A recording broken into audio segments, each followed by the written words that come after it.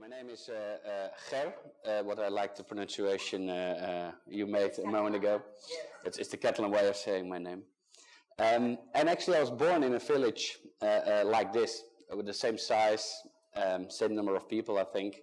I would say without the wine you have over here, without a casino as well, I would say. But we had cheese and milk and tulips, so maybe that made something up. And Heineken, obviously.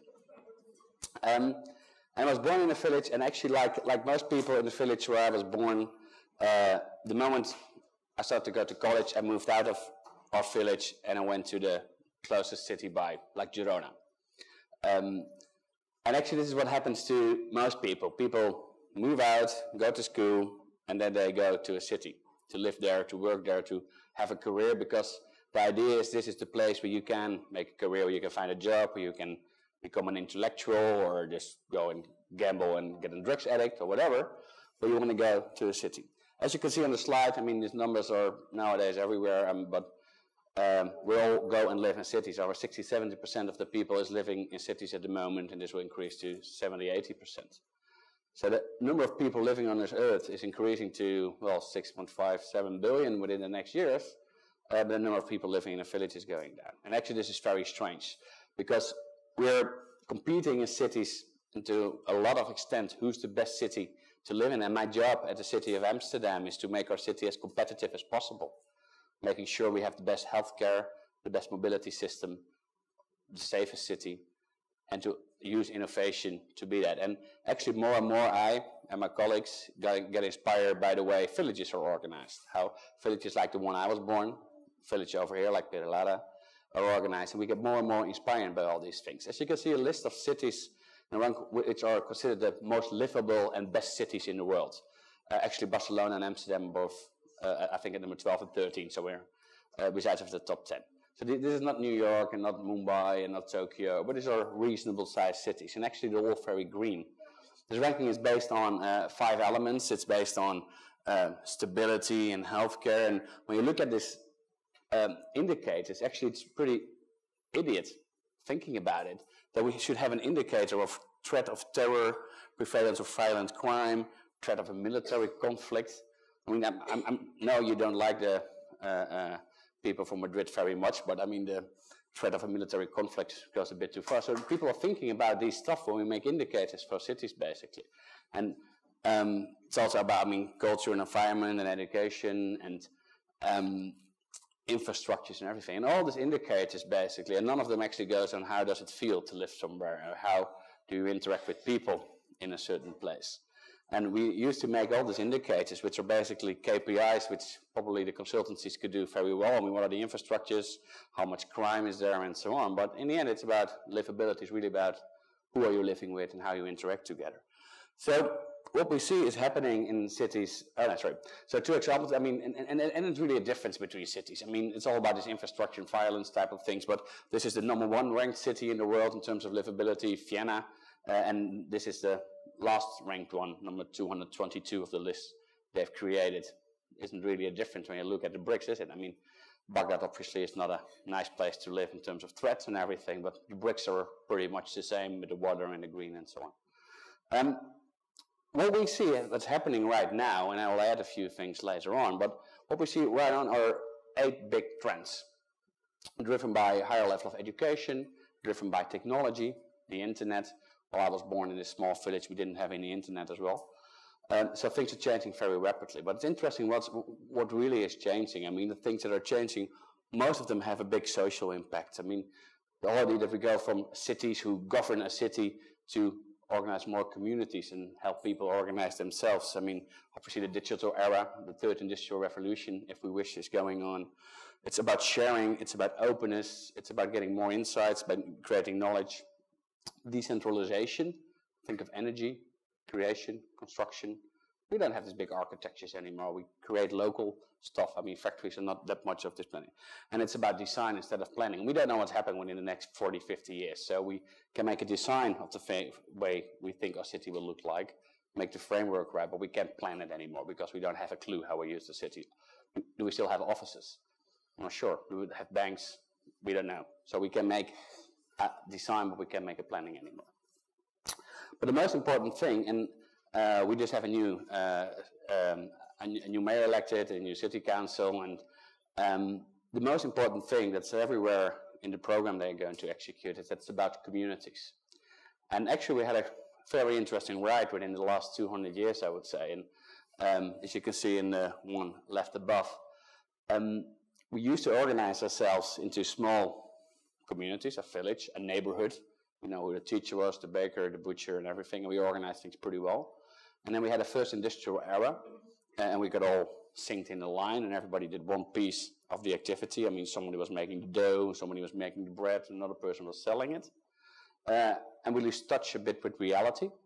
And then after a short period of individualism, which was in the 60s, 70s, 80s, and everybody was an individualist, the more was even more individual than the other, we're now in the community era. And this sounds like, oh yeah, the community era, this is Facebook and Twitter and whatever. But it's really changing life as we know it. This whole idea of living in a community enables us, like the trends I've shown a moment ago, to share stuff. This enables us to be open and start our own healthcare insurance. When you have 2,000 people, you have enough people to start your own healthcare insurance company. And enables us to share cars, enables us to share offices, resulting in the fact that the city of Amsterdam, where I'm from, and I'm very proud of being from Amsterdam, has the most empty office spaces in the world of all capitals, while we have an increasing number of jobs. But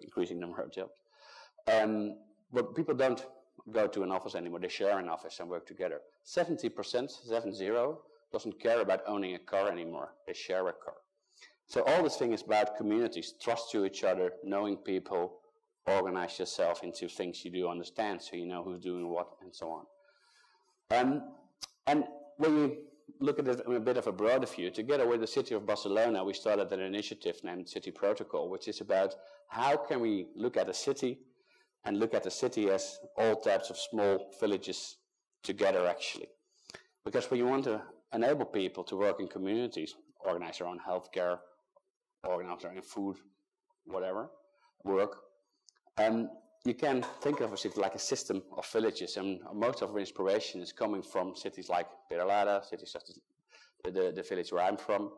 As you can see, I mean, there's a certain scale where you want to arrange things in the city, and one of the things that you arrange in this scale is the acupuncture you put in the city for certain activities.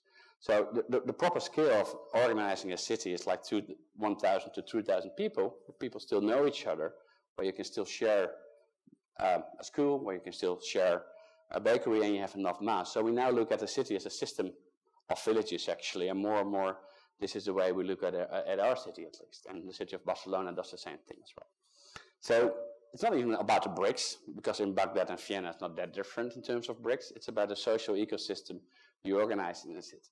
So the next thing, I said 8 trends that are really going on. What I see in Amsterdam, at least, also in Barcelona, also in other cities, is that we go from the abstract thinking about cities and making all these layers and everything to reality. We should go back to the things that's really about, I mean, what we create, what we eat, what we drink, where we go to school, what we learn.